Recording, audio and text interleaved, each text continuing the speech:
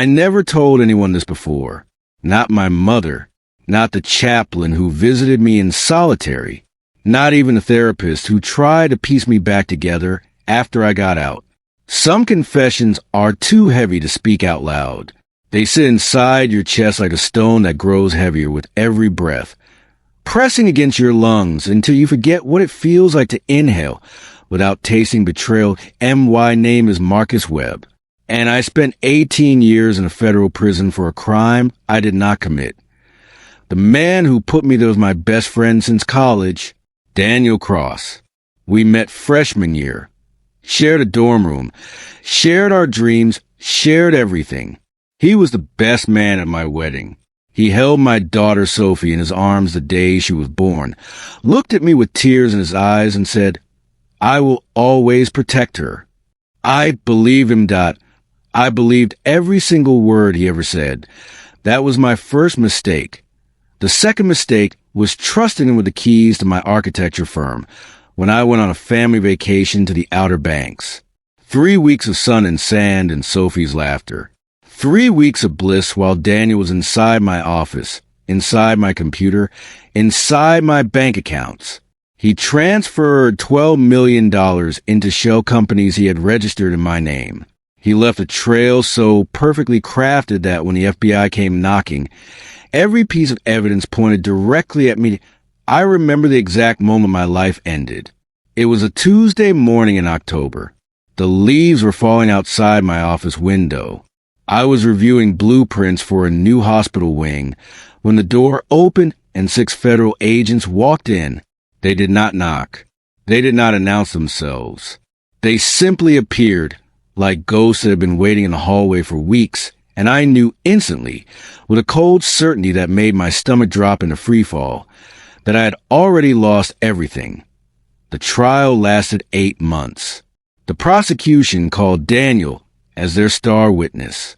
He took the stand wearing a perfectly tailored Navy suit, looked me directly in the eyes, and swore on a Bible that I had masterminded the fraud. He spoke with such conviction that even I almost believed him. His voice did not waver. His hands did not tremble. He had rehearsed that performance for months, and he delivered like an Oscar-winning actor playing the role of a betrayed friend. The jury deliberated for 4 hours. Guilty on all counts. 18 years, I was let out of courtroom in chains. The last thing I saw before the door closed was my wife Elena, sitting in the front row, holding Sophie on her lap. Sophie was 7 years old. She was crying. She did not understand why her daddy was being taken away. Elena was not crying. She was staring at me with an expression I had never seen before, a hollow, empty look that told me she was already gone. I did not know then that Daniel was sitting 3 rows behind her. I did not know that he had already begun his second betrayal. I did not know that within 2 years he would marry my wife, adopt my daughter, and move into the house I had built with my own hands. But I would find out. Oh, I would find out. And the knowledge would almost destroy me that if you have ever been betrayed by someone you loved, if you know what it feels like to have your trust shattered into pieces so small you can never put them back together, then you need to hear the rest of this confession.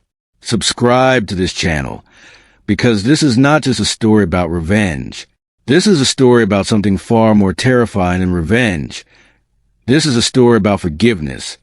And I promise you, by the time I finish, you will never look at the word the same way again. Before the handcuffs, before the trial, before the 18 years, there was a life that felt like it would never end. There was a woman I loved more than my own breath. There was a little girl whose laughter could pull me out of any darkness. Let me tell you about that life, because you need to understand what I lost. You need to feel the weight of it in your chest, the same way I feel it every single night when I close my eyes and try to sleep. That I met Elena at a coffee shop in Charlotte. She was reading a worn paperback copy of The Great Gatsby, and I was too shy to talk to her, so I dropped my entire tray of coffee just to get her attention. It worked. She laughed. A sound so warm and genuine that I knew in that instant I would spend the rest of my life trying to hear it again. We were married 18 months later, in a small chapel by the lake. Her mother cried. My father gave a speech that made everyone laugh. Daniel was my best man. He toasted to a love that would last forever. I wonder now if he meant it. I wonder if he already knew, even then, that he would destroy that love with his own hands. Sophie was born 3 years after the wedding. She came into the world at 3:47 in the morning after 14 hours of labor. When I held her for the first time, something shifted inside me. I felt a love so overwhelming that it terrified me. I looked at her tiny fingers, her wrinkled forehead, her eyes that seemed to see right through me, and I made a silent promise. I would protect her. I would build a world where she never had to be afraid. I would give her everything that I built my architecture firm from nothing. Daniel was my partner, my right hand. We worked side by side for 15 years. We celebrated victories together, mourned losses together, drank whiskey on the roof of our office building while watching the Charlotte skyline glow. I trusted him with my passwords, my bank accounts, my marriage. I trusted him with my daughter's birthday parties, with the keys to my house, with the combination to my safe. That was a life before the fall. Sunday dinners at my mother's house. Weekend trips to the mountains with Elena and Sophie. Long conversations with Daniel about the future, about the buildings we would create, about the legacy we would leave behind. But even then, there were cracks I refused to see. Small things. Daniel's smile lingering too long on Elena. His jokes about how I worked too much. How I should trust him more. The way he started holding meetings without me, making decisions without my input. I brushed it all aside. I told myself I was being paranoid. I told myself that Daniel was my brother, my partner, my family, that I was wrong. And by the time I realized the truth, I was already in chains. If stories like this touch you deeply too, subscribe to this channel so you don't miss the next confessions. Because some truths are too heavy to carry alone. And sometimes the only way to survive is to speak them out loud. The first wrong choice was not mine. It was Daniel's. But I played my part. I gave him the opportunity. I handed him a knife and turned my back. Let me walk you through the months before the arrest. Let me show you the slow poison that dripped into my life, drop by drop, until everything I loved was dead. IT started with small signs. Daniel taking longer lunches without explanation. Daniel being vague about his whereabouts on weekends. Daniel suggesting we open a new division together, a special projects division that would handle high-value contracts. He said it would be our legacy. He said it would make us both millionaires. I said yes. That was my first wrong choice. Not the fraud, not the negligence. The yes. I said yes to something I did not fully understand, because I trusted him, because he was my friend, because I believed that our bond was stronger than greed, that I started noticing the distance with Elena around the same time. She became quieter.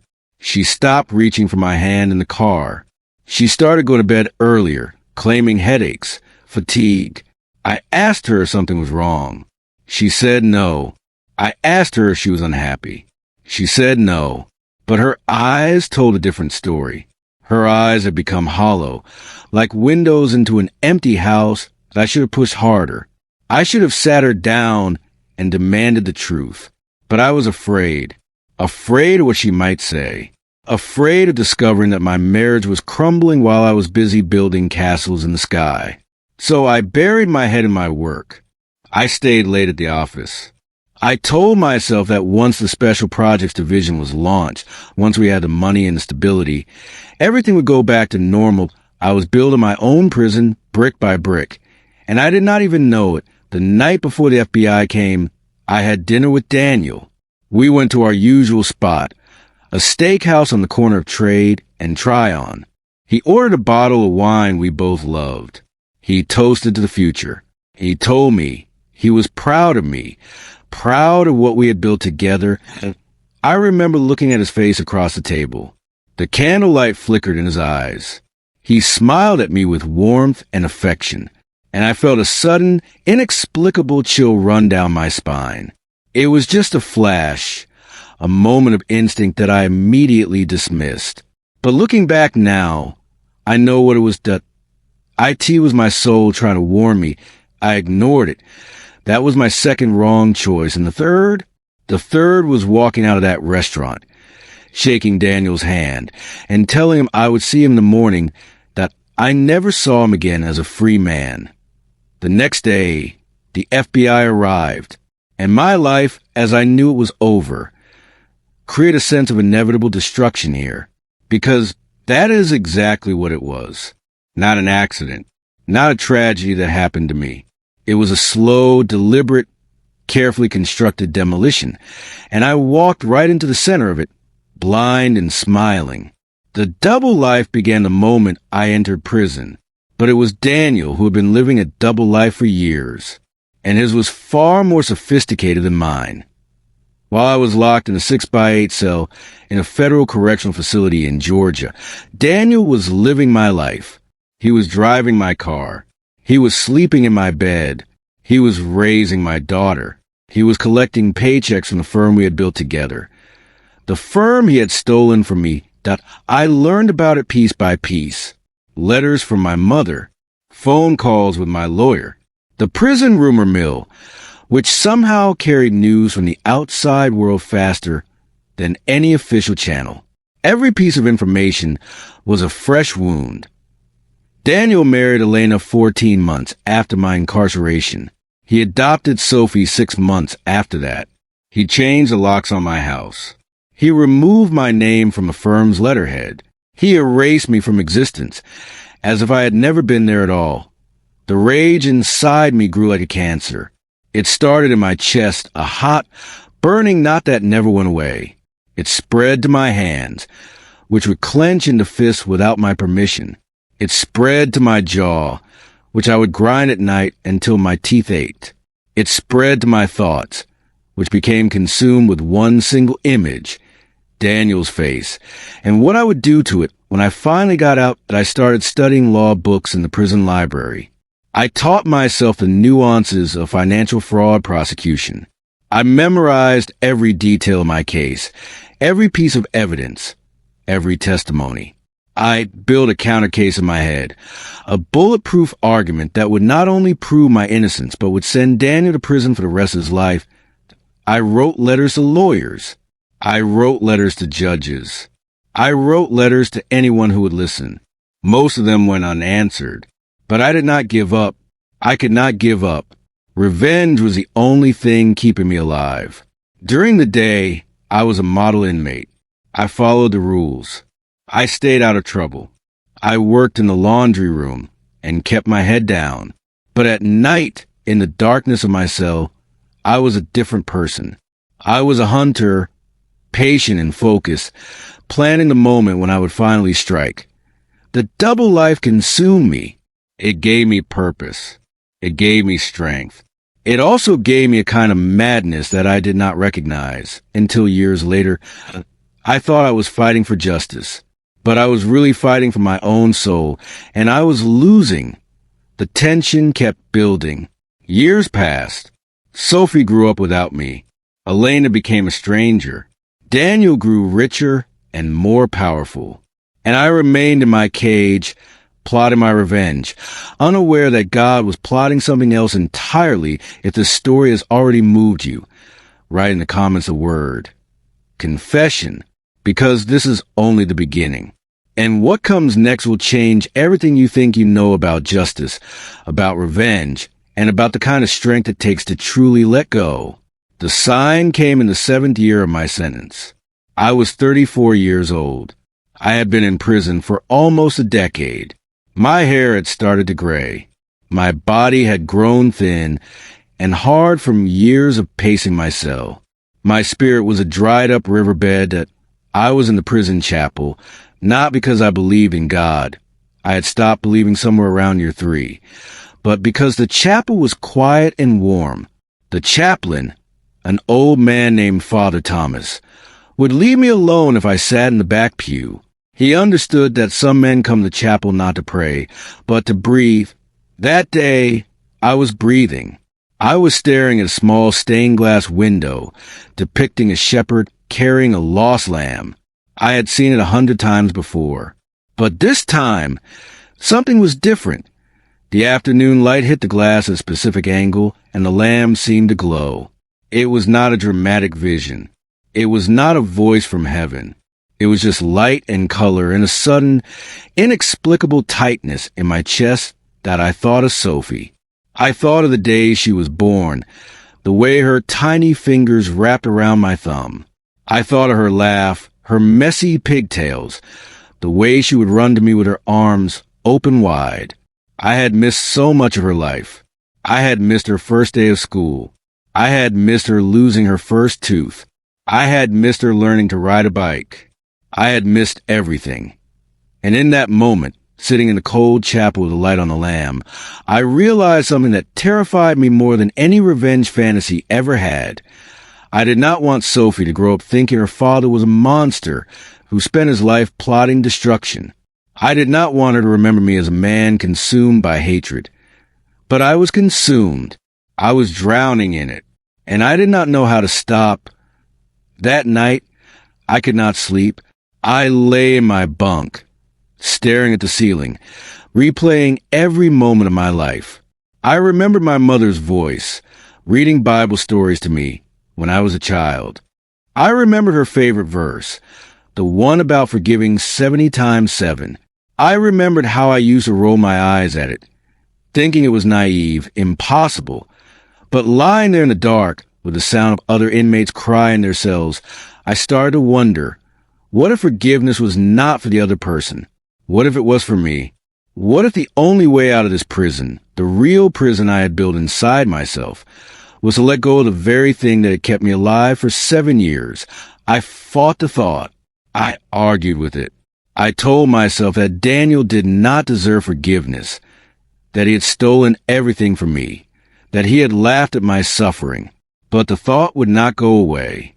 It kept returning like a persistent knock on a door I had locked years ago. Something was changing inside me. I could feel it, and it terrified me more than any revenge plan ever had. If you believe that no one is lost to God, subscribe now to this channel, because the next part of the story will show you that sometimes the most powerful miracle is not a healing or a voice from heaven. Sometimes the most powerful miracle is a heart that finally learns to open. The collapse did not come from outside. It came from inside, slowly, like a crack spreading across a dam until the whole structure gave way. The crack started with a letter. It was from my mother, written in her shaky, aging handwriting. She told me she was proud of me. She told me she prayed for me every night. And then she told me something that shattered the last piece of my resolve. She said Sophie had asked about me. Not in anger, not in curiosity, but with a sadness that broke my mother's heart. Sophie was 14 years old. She had been told that I was a criminal, that I had done terrible things, that it was better for her to move on. But she remembered me. She remembered the way I used to tickle her until she couldn't breathe.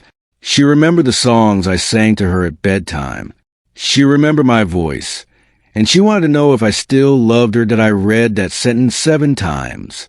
Each time, the words blurred more until I was sobbing into the paper, my shoulders shaking, my breath coming in ragged gasps. The other inmates in my cell block heard me. They did not say anything. They knew better than to intrude on a man's breakdown. That night, I did not sleep.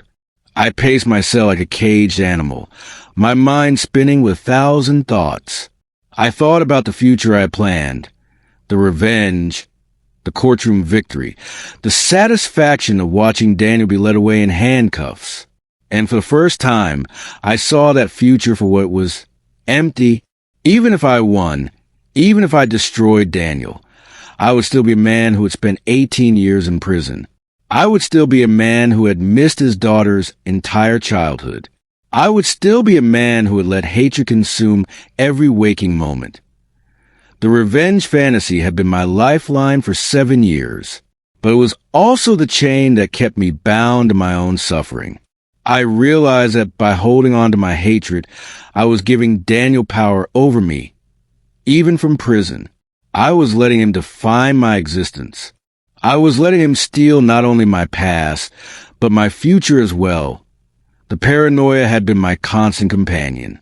Every time I heard footsteps in the hallway, I wondered if it was Daniel coming to finish what he started. Every time the mail arrived, I braced myself for more bad news. I was living in a state of permanent war, even though the battlefield existed only in my mind. That night, I hit my knees, not to pray. I was still too angry for that, but to surrender. I placed my forehead on the cold concrete floor and whispered into the darkness, I cannot do this anymore. I cannot carry this weight. If you are real, if you are there, show me a way out. Show me how to stop hating. Show me how to be free. The answer did not come that night, but something shifted. A tiny crack of light appeared in the darkness of my soul, and I knew, with a certainty I cannot explain, that the crack would grow. The discovery happened in year 9. I had been transferred to a different facility, a medium security prison in Virginia, and the change of scenery had done something to my spirit. I was still angry, still bitter, but the edge had dulled. I was starting to see the world differently. I was working in the prison library when I found a book that changed everything. It was a worn paperback copy of The Brothers Karamazov by Dostoevsky. I had never read it before. I opened it randomly, and my eyes landed on a passage that stopped me cold. Hell's the suffering of being unable to love. I read it again and again, and I realized that I had been living in hell for 9 years. Not the prison. The prison was just walls. The hell was inside me. The hell was my refusal to let go of the hatred that was poisoning every part of my existence. I started reading the book cover to cover. It took me 3 weeks. By the end, I was a different person. The novel's exploration of guilt, redemption, and the transformative power of suffering opened something in me that had been sealed shut. I began to pray, not the desperate, bargaining prayers of a man trying to escape his circumstances, but honest prayers, raw prayers. I told God how angry I was. I told him how much I hated Daniel. I told him that I did not know if I could ever forgive, but that I was willing to tell our why. It was the first time I told the truth to God in 9 years. The next day, I received a letter from Sophie. She was 17 now. She had written to me on her own, without telling Elena. She said she had been thinking about me. She said she wanted to meet me when I got out. She said she did not know the truth about what happened, but she wanted to hear my side of the story. I held that letter in my hands and wept. It was the first sign of hope I had received in a decade. It was a thread connecting me to the daughter I thought I had lost forever. But with that hope came a new fear. What would Sophie think when she learned the truth? Would she believe me? Or would she see me as the monster Daniel had painted me to be? The clock was ticking. I had 3 years left on my sentence.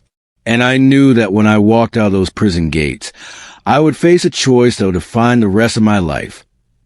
The confrontation I had dreamed for years was finally approaching, but I was no longer the same man who had entered prison, and that made everything more terrifying than I could have imagined.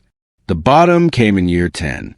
It was the lowest point of my entire life, and it happened not because of something Daniel did, but because of something I did. That I received a letter from my mother. She told me she was dying. Cancer. She had been hiding it from me for months, not wanting to burden me while I was still inside. But now the doctors had given her 6 months, and she wanted to see me one last time. That I applied for compassionate leave. It was denied. I appealed.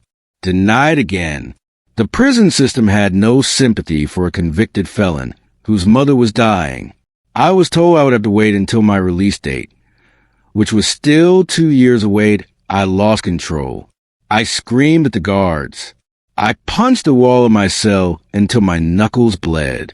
I was thrown into solitary confinement for 2 weeks, and in that isolation, with no human contact, no books, no light. I hit the absolute bottom dot. I lay on the floor of the solitary cell, staring at the darkness, and I felt the full weight of everything I had lost.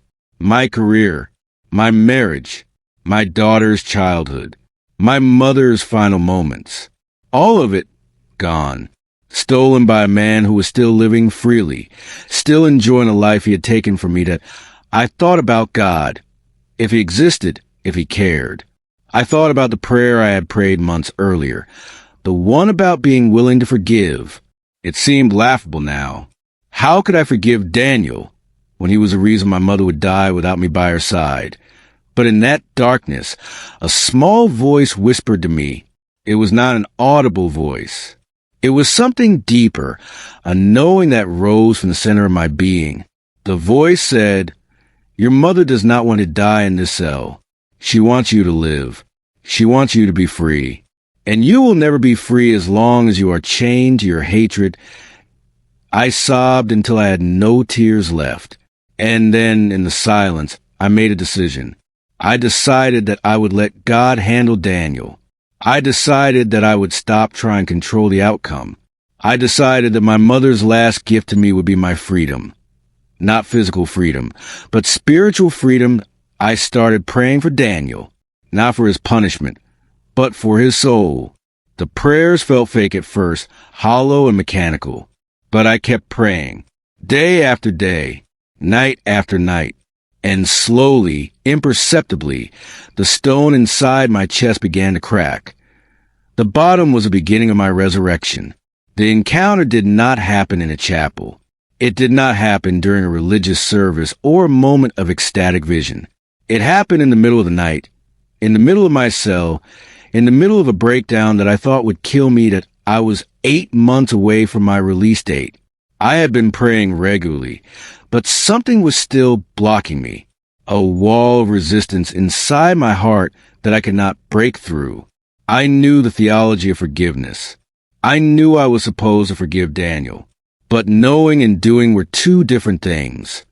That night, I woke up at 3:17 a.m., the same hour my mother used to wake up to pray when I was a child. I was drenched in sweat, my heart pounding. I had been dreaming about Sophie. In the dream, she was standing at the edge of a cliff, looking down at the ocean. She was crying. She was asking me why I had not come home yet. I got out of my bunk and knelt on the cold floor. I did not care if the guards saw me. I did not care if the other inmates thought I was weak. I was beyond caring about appearances. I was fighting for my soul. "God," I whispered, "I do not know if you are real. I do not know if you care about me. But if you are there, I need your help. I cannot do this on my own. I have tried. I have tried for 10 years, and I am still drowning in my own hatred. I am still a prisoner. I am still trapped. Please, please help me."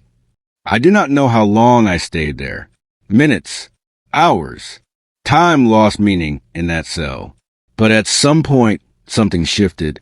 It was not a dramatic revelation. It was a quiet certainty that settled over me like a blanket.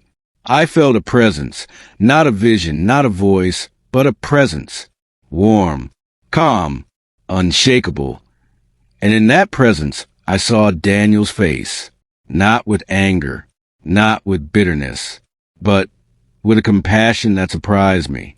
I saw him as a broken man, a man who had been so consumed by his own greed and insecurity that he destroyed his best friend to save himself. I saw his fear. I saw his shame. I saw the prison he was living in, a prison far worse than mine. That I started to cry, not tears of sadness, but tears of release. I felt the hatred draining out of me, like poison being sucked from a wound. It was painful. It was terrifying, but it was also the most liberating sensation I had ever experienced. When I opened my eyes, the cell looked different. The gray walls seemed less oppressive. The bars seemed less like a cage. I was still a prisoner, but I was freed. And I whispered into the darkness, "I forgive Daniel Cross. I forgive him. I release him. I release myself." And for the first time in 10 years, I slept through the night. I was released on a Thursday morning. The sun was rising over the Virginia hills, casting long shadows across the prison parking lot. I walked out of those gates with a plastic bag containing my few belongings, a worn Bible my mother had sent me, the letter from Sophie, and a photograph of Elena that I had carried through every transfer. I did not go to Charlotte. I went to my mother's grave first.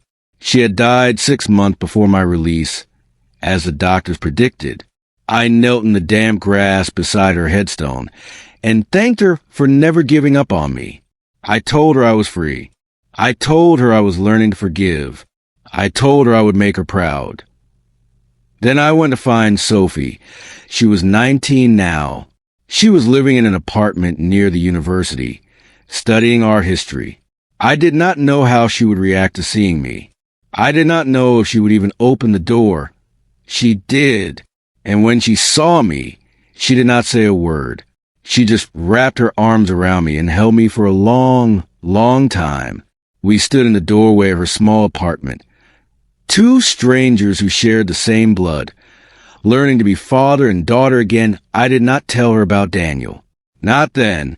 That truth would come later, slowly, as she was ready to hear it. But I did tell her that I loved her. I told her that I had never stopped loving her. I told her that I was sorry for missing all those years. She said she forgave me. Those 3 words broke me open in a way that 10 years of prison never could. I saw Daniel once, from a distance, about a year after my release. He was walking out of a restaurant, holding hands with a woman I did not recognize. He looked older, softer, diminished. I felt a flicker of the old anger, but it passed quickly. I did not approach him.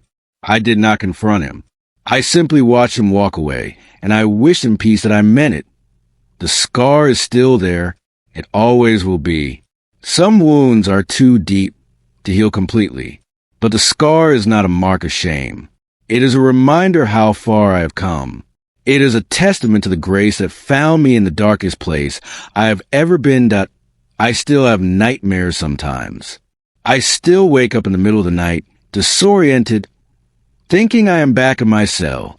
But then I look around my small apartment in Virginia, and I see the books I am reading, the photographs of Sophie on my desk, the open window letting the morning light. And I remember that I am free, not because the system let me go, but because I finally learned to let go of myself.